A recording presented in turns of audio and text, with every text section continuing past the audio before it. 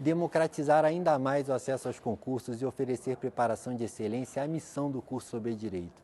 O meu nome é William Ackerman, eu sou defensor público do Estado do Rio de Janeiro desde 2012, assessor de ministro do Supremo Tribunal Federal desde 2018 e coordenador do curso sobre direito. Aqui no nosso canal, vocês terão acesso a aulas com os melhores professores do país e nas nossas turmas há ferramentas disruptivas para facilitar o seu caminho até a aprovação. Então deixe seu like, se inscreva no canal e não deixe de conferir no nosso site as nossas turmas com matrículas abertas e preços promocionais. E aí aqui as escolas da criminologia. Muito bem. Pessoal, dentro das escolas da criminologia, aí sim, isso aqui cai bastante em prova, concursos públicos, cai muito. Dentro dessa temática, olha só, a primeira é a chamada escola clássica. Quando falar em escola clássica, são duas pessoas, Beccaria e Carrara. O Beccaria é aquele que tem o livro famoso dos delitos e das penas. Já caiu isso em prova, dos delitos e das penas, perguntando o nome do livro do autor. Então fica aí para vocês, dos delitos e das penas de Beccaria. Beccaria defendia que, lá no início, essa escola clássica é a primeira, que a criminologia deveria se preocupar com o que está na lei, princípio da legalidade. Só que isso faz com que a criminologia seja um apêndice do direito penal. Ela não é livre ainda.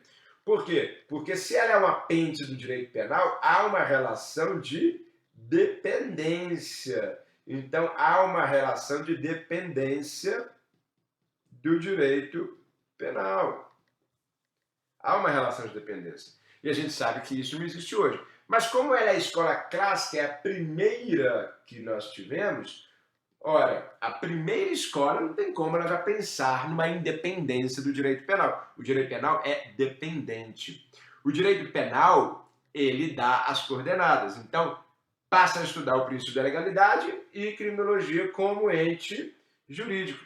Criminologia pensando, o que é o crime? O crime é aquilo que está na lei. O crime é aquilo que está no princípio da legalidade. O crime é isso. Não é o crime na rua, não é o crime estudado, não é o crime do meio social que nós vamos ver na sequência, não. Crime é o que está na lei penal. Daí ser dependente do direito penal. E se baseiam na ideia do livre-arbítrio.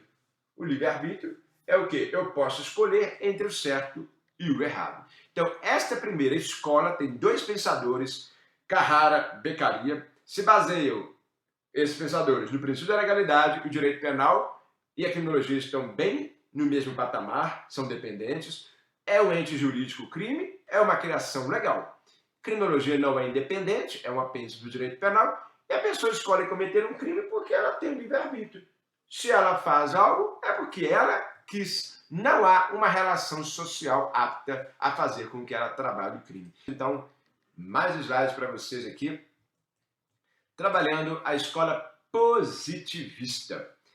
A escola positivista é uma escola que tem três pensadores. Lombroso, o famoso Lombroso, aquele que trabalha a ideia do criminoso nato, o criminoso nato.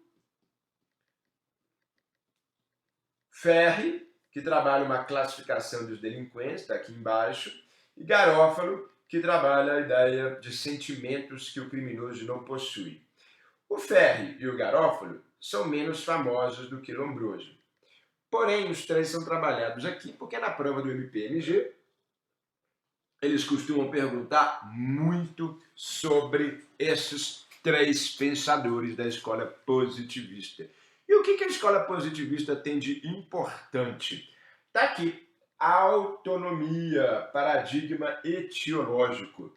Diferentemente da escola anterior, a escola positivista, isso aqui é bem importante, a escola positivista, ela trabalha o paradigma etiológico, ou seja, ela vai estudar as causas do ser. Ela vai estudar as causas do ser. Ela vai estudar o porquê do surgimento do crime. Enquanto a escola anterior ficava estudando, vocês viram aqui, olha lá, o direito penal é a criminologia e vice-versa, não tinha diferença. Essa escola passa a estudar, então, as causas do ser. Por que surge um criminoso? Por que alguém resolve fazer crime? Então, ela passa a ir na origem do crime. Isso aqui nada mais é do que se valer do método empírico. O que é o método empírico que essa escola usa? O método do caso concreto. Ela vem estudar o caso concreto. Ela vem estudar o porquê do surgimento do crime. E o porquê do surgimento do crime eu tenho que ir lá no método empírico, é o caso concreto.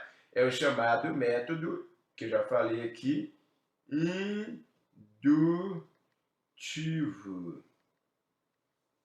Indutivo, método do caso concreto. Método empírico, então.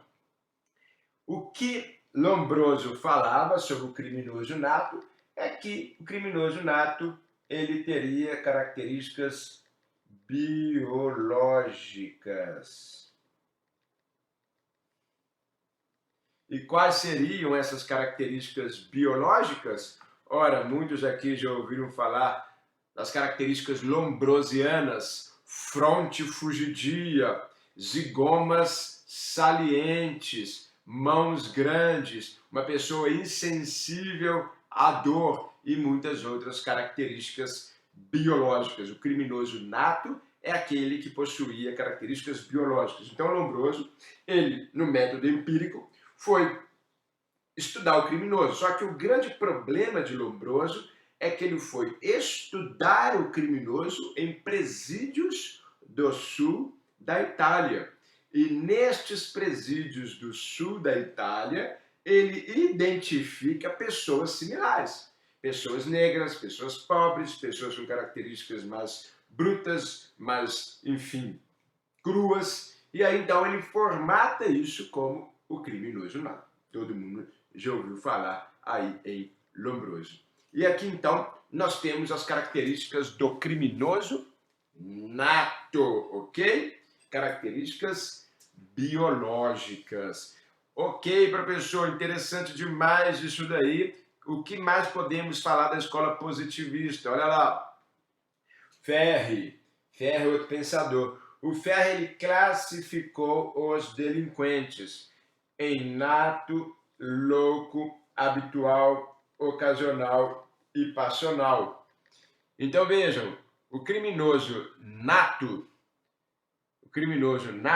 é aquele com características biológicas. O criminoso louco é aquele que tem características psicológicas, o louco. O habitual é aquele que faz da prática do crime um hábito, uma profissão.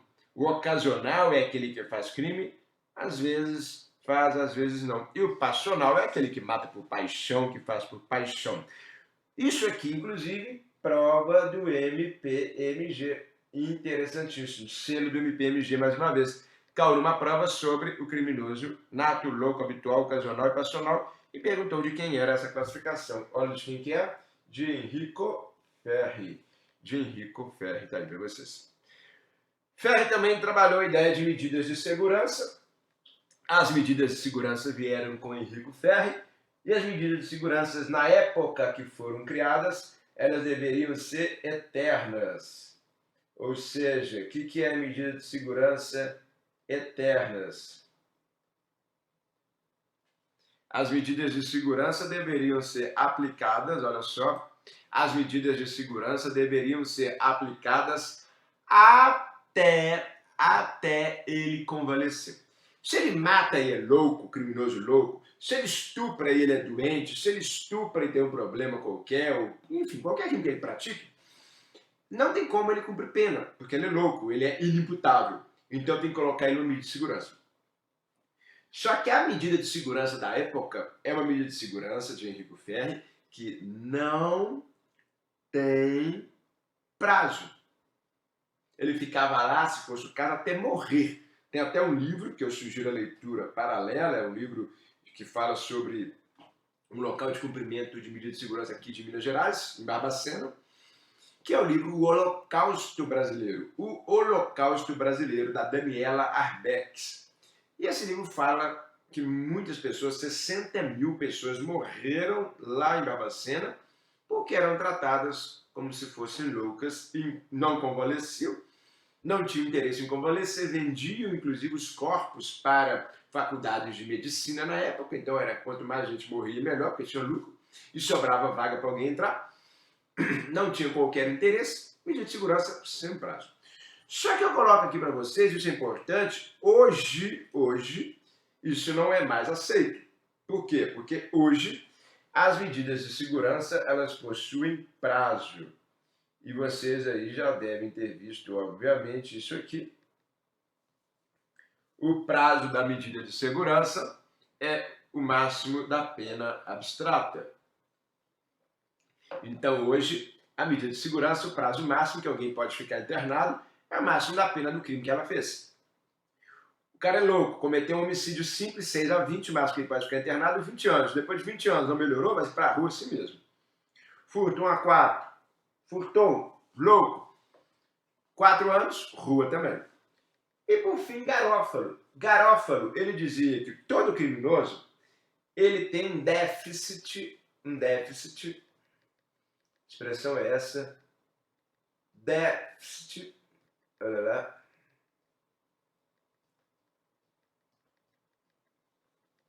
um déficit de probidade e piedade. O que falta em Garófalo é probidade e piedade, o que ele diz que falta no criminoso. Então Garófalo fala, bom, todo criminoso, ele falta para ele um déficit de probidade, que é sentimento de probidade, tem a improbidade administrativa, não tem que cair muita prova de PMG? Sim. O criminoso tem um déficit de probidade. E piedade, ele não tem dó, ele não tem compaixão, ele faz mesmo, ele pisoteia, ele maltrata. Então, o criminoso, ele atua de forma deficitária na probidade e na piedade. Tem gente que mata filho, joga idoso pela janela, faz isso com não sei quem, enfim, é o déficit de probidade e piedade. Tá aí. Na sequência, a próxima escola, a escola do etiquetamento, a escola chamada interacionista ou do labeling approach, que nada mais é do que a tradução de etiquetamento.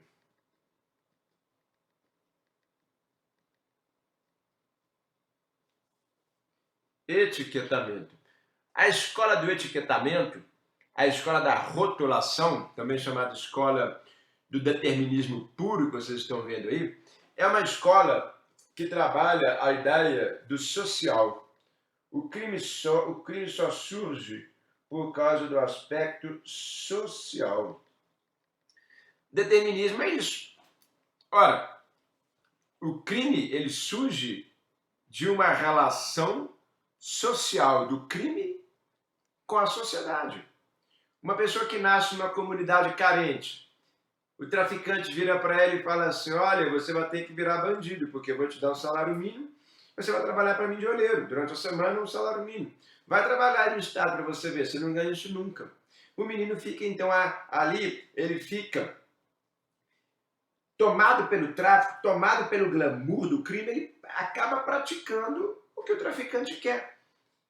Aí esse menino aqui, que foi pego pelo tráfico, dificilmente sai. Porque no tráfico ele tem o glamour, a tecnologia cultural, ele tem assessoria, ele tem remédio, ele tem proteção, tem tudo. Enquanto que no Estado ele não tem. Daí surgiu essa expressão muito importante, já caiu na prova do PMG, a co-culpabilidade tradicional. Que é quando o Estado, ele, por não dar para as pessoas o mínimo, os chamados direitos sociais,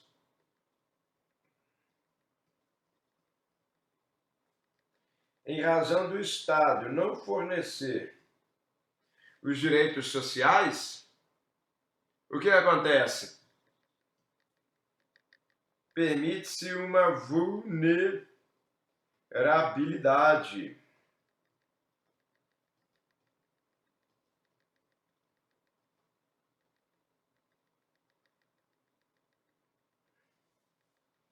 permite-se uma vulnerabilidade muito grande. Como o Estado não dá o mínimo existencial, não dá segurança, educação, saneamento básico, lazer, enfim, os direitos sociais, permite-se uma vulnerabilidade muito grande.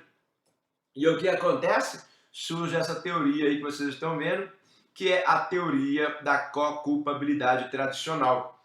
Uma teoria que já caiu na prova do MPMG também há bastante tempo, inclusive caiu no MP Federal. E nesta prova, o que se perguntou? Bom, a atenuante inominada do artigo 66 do Código Penal, aquela atenuante que o juiz pode aplicar por qualquer situação que ele ache razoável. Ali eu posso encaixar alguma teoria? Sim, da co-culpabilidade tradicional. O Estado ele vai dividir a culpa com o criminoso. Porque como esse Estado não deu os direitos sociais básicos, esse Estado não deu o mínimo existencial, ele permite então que o meio capte esse menino e faça com que esse menino vire traficante, vire bandido. Então o próprio Estado, quando for acusar esse menino, tem que fazer a sua meia-culpa. Como ele permitiu tudo isso, permitiu que o menino fosse para o tráfico, permitiu que o menino fosse para a bandidagem, e agora vai acusar esse menino, ele tem que dar uma atenuante nominada, a do artigo 66 do Código Penal, artigo 66 do Código Penal, atenuante nominada. Um exemplo é a co-culpabilidade tradicional, artigo 66. A da co-culpabilidade, olha lá, as avessas, que está aí, essa de baixo, essa do lado, melhor dizendo, essas avessas é aquela que vai ser o contrário. É uma pessoa que não tem vulnerabilidade, olha só, aqui vê a vulnerabilidade é baixa, por quê? Porque ela tem dinheiro, riqueza, direitos sociais, tem tudo, mas pratica crime a si mesmo. Então aí, olha, setinha para cima, a culpabilidade vai ser elevada. Nas avessas, como a vulnerabilidade é baixa, a culpabilidade vai ser maior. Onde que nós tivemos isso? Em várias situações da Operação Lava Jato. A pena ou as penas foram bem elevadas porque eram pessoas políticas, empresários, empreiteiros, pessoas famosas, pessoas ricas que resolveram praticar crimes, mais crimes ainda. Então essas pessoas tiveram penas altas, porque elas não tinham uma ausência de direitos sociais. Pelo contrário, tinha saúde privada, segurança privada, escola boa para os filhos, tudo assim. Então essas pessoas aqui foram tratadas como pessoas extremamente perigosas, não vulneráveis e que precisavam de uma pena maior. As avessas, ao contrário, menor vulnerabilidade, maior pena. A tradicional, maior vulnerabilidade, menor pena. Caiu já em prova do MPMG essa questão. E aí, expressões que nós já vimos em muitas situações, colarinho branco, colarinho azul, cifras negras e cifras douradas. Isso aqui é bem tranquilo. Colarinho branco são crimes praticados por pessoas de alta renda. Colarinho azul por pessoas de baixa renda. Cifras negras, crimes de colarinho branco não identificados. Cifras douradas, crimes de colarinho branco identificados. Só para você não confundir isso aqui, vem cá. Olha só, isso aqui é importante. Colarinho branco, por quê? Lembra aquele seriado Suits, né? Que os caras estão sempre impecáveis com colarinho branco. Por que colarinho branco? Pessoas de alta renda cometem crimes de lavagem de dinheiro, crimes como sonegação fiscal, fraude de licitações e por diante. Colarinho azul, lembra as pessoas do chão da fábrica com macacão azul. Por que o macacão azul? Porque não suja, mas eles são pessoas mais humildes que trabalham ali no chão da fábrica. Cifra negra, crimes de colarinho branco que não são descobertos, ou cifras ocultas. Cifras douradas, crimes de colarinho branco, sempre colarinho branco. Essa expressão é para colarinho branco. Cifras douradas, crimes de colarinho branco identificados ou cifras de ouro. Também questão boa, questão fechada. Escola de Chicago, uma escola bem interessante porque ela trabalha, olha lá, algumas situações como teoria dos círculos concêntricos, testículos despedaçados, janelas quebradas, associação diferencial. Vamos lá então para a teoria dos círculos concêntricos. O que é isso aqui? Essa escola diz que nós temos na sociedade sempre camadas, círculos concêntricos, mesmo centro para os 3 círculos. Aqui nós temos o centro cívico, aqui nós temos os subúrbios e aqui nós temos a periferia ou gueto. Na escola de Chicago, que é uma escola social, o que se trabalhou foi isso. O que acontece? Toda criminalidade pode ser estudada dentro dessa arquitetura criminal, dessa ecologia criminal. A ecologia criminal é isso. E dentro da ecologia criminal, o que nós temos? Testículos despedaçados. Quando que acontece isso? Ora, é uma faxina social que foi feita por policiais. Os policiais, em 1930, lá em Chicago, eles expulsavam dos centros cívicos os pobres e mandavam para a periferia. Chutava os bagos, por isso testículos despedaçados. Faxina lá para cima. E aí, em razão disso, essas pessoas eram estigmatizadas. Iam lá para cima. E lá o que faziam? Quebravam a periferia, destruíam a periferia. E como a periferia estava abandonada, pichada, janelas quebradas, o que permitia o surgimento do crime. Janelas quebradas nada mais são aqui do que aquelas situações esteticamente feias que permitem o surgimento do crime. Então, teoria das janelas quebradas, todo mundo já deve ter ouvido falar nessa teoria, é aquela teoria que fala, quando você pega um carro e coloca num lugar rico e num lugar pobre, no lugar rico porque tem muita polícia, não vai ter dano ao carro. Mas no lugar pobre, por não ter polícia, quebra a janela do carro, no outro dia depenam aquele carro, porque não tem polícia. Isso tudo na periferia, dentro da ideia de círculos concêntricos. Só que com isso permitiu o surgimento dessa política de tolerância zero e lei e ordem, que estão bem similares, lá em Nova York, com Rudolph Giuliani. Ele implementou, em razão das janelas quebradas, a política de tolerância zero. Direito penal máximo. Qualquer crime, lei e ordem. Qualquer crime, prisão. Só que dentro dessa conceituação, o interessante é que quando essas pessoas vão para a periferia, aí surge o quê? Uma associação de diferentes. Essas pessoas diferentes, socialmente falando, foram para a periferia e criaram a subcultura delinquente, que são as gangues. Reúne-se para a prática de crime, as organizações criminosas de presídios. Surgimento do PCC foi no presídio, associação de pessoas no presídio. Contra a cultura, pessoas que não aceitam a cultura e buscam uma revolução. A diferença é que na contracultura não tem crime, é só de ideias, enquanto que na subcultura delinquente tem crime. E também essa associação de diferentes permite o surgimento da anomia, que é uma teoria de Merton. O que Merton dizia? Isso é interessante, dentro da associação diferencial. Ora, nós temos aqui um Estado que me dá metas sociais elevadas, ter carro, ter casa, ter esposa, ter família, várias metas sociais. Mas ele não te fornece os recursos. Os recursos são escassos. Para você ter uma casa, uma família, viajar, carro, telefone, é escasso. Então, é razão dessa diferença, dessa ausência de regulamentação entre metas e recursos, a anomia é isso, a ausência de regulamentação entre metas e recursos. Qual é a saída que algumas pessoas buscam para conseguir realizar suas metas? Crime. Por meio do crime. Por isso que numa prova do MPMG, um cara, o exemplo era esse, foi expulso, foi demitido, resolveu assaltar um banco para conseguir manter sua família alimentada. Qual a teoria que estava em voga? Anomia. Tá aí. Muito bem, vamos na sequência. Escola crítica, a escola de Alessandro Barata. Essa é uma escola pouco estudada, por quê?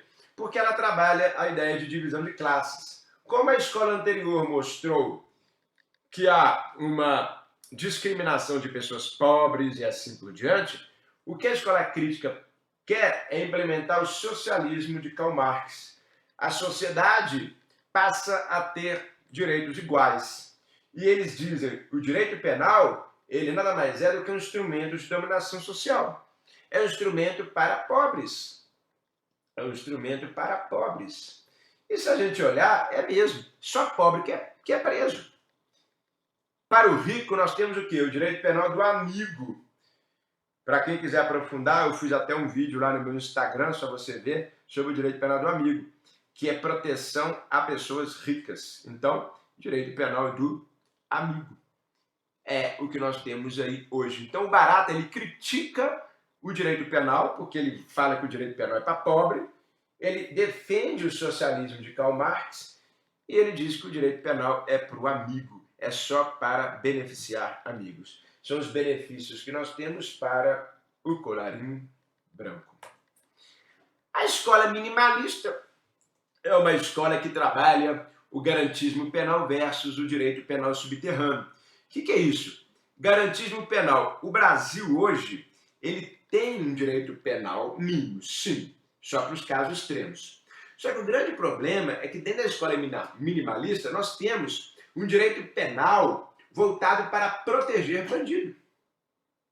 E aí é o que se cunhou, olha lá, o tal direito penal subterrâneo versus garantismo penal. O garantismo penal, hoje, nada mais ele é visto como um garantismo hiperbólico monocular. O que é isso? Proteger apenas um tipo de pessoa de forma intensa. Quem? O réu. Isso é o garantismo hiperbólico monocular. Proteger o réu. Não é dar para ele os direitos e garantias previstos na Constituição Federal. Não é isso. É além disso, é proteger ele a todo custo. Esse é o garantismo brasileiro do piniquim. Com isso surge o direito penal subterrâneo, que é crime. Que é quando as autoridades estatais praticam crimes para pegar os bandidos. Aí aqui, as autoridades estatais estão se tornando bandidas. Daí, nós temos hoje a lei de abuso de autoridade. A lei de abuso de autoridade é uma lei que veio para combater esse direito penal subterrâneo. O grande problema que a gente tem hoje é que tanto que protegeu o colarinho branco, os investigadores começaram a interceptar sem autorização judicial, invadir sem autorização judicial, torturar sem autorização judicial traficantes, colarinho branco e assim por diante. E aí surge o direito penal subterrâneo, que é quando eu pratico crime para pegar alguém sabidamente criminoso. Mas isso é errado.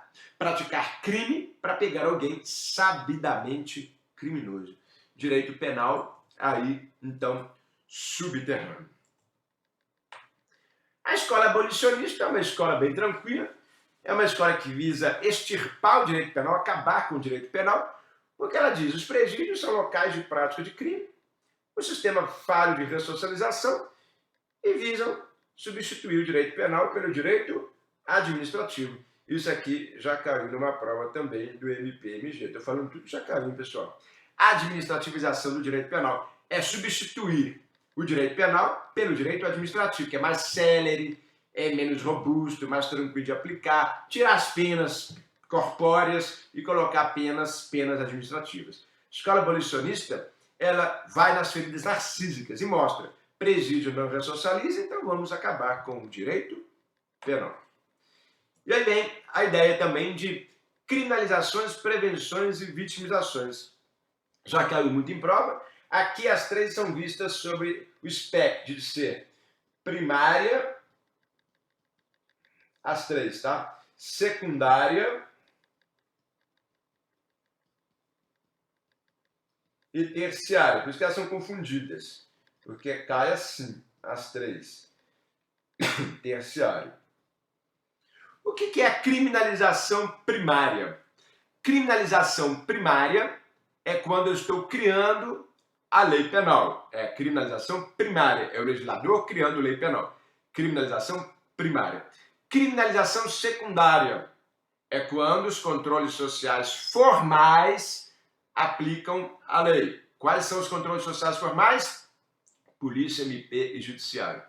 E a criminalização terciária é a sociedade pedindo que aquilo seja crime. São os anseios sociais momentâneos. Então, primário, legislador, secundária, polícia, MP e judiciário, terciária, sociedade.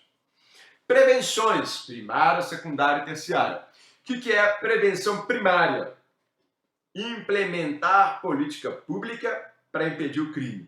Essa é a prevenção primária. Implementar política pública para impedir o crime. Prevenção secundária. Atuar nos focos de criminalidade. É combater o crime na comunidade carente, a prevenção secundária. Prevenção terciária. É quando eu vou aplicar a pena ao criminoso para ressocializar. Então, prevenção primária, implementar políticas públicas, saúde, educação, saneamento básico para impedir crime. Prevenção secundária, combater os focos de criminalidade, atuação policial. Prevenção terciária, no criminoso, a ressocialização. Vitimização, primária, secundária e terciária. O que é vitimização primária? É quando a vítima sofre o ataque no seu bem jurídico. Furto, patrimônio, vida, o homicídio. Vitimização secundária é quando ela procura as forças estatais, isso é importante. A prevenção secundária é uma que eu acho que pode cair nessa prova do MP. Pode cair, porque tem batido muito nisso, os promotores têm falado bastante disso. Cuidado, prevenção secundária é quando a vítima vai buscar apoio policial, auxílio da investigação e acaba sendo estigmatizada, tratada mal na delegacia, tratada mal pelo promotor, tratada mal no exame pericial. Tem até hoje aqui orientações legais para se periciar pessoas grávidas primeiro, com cuidado.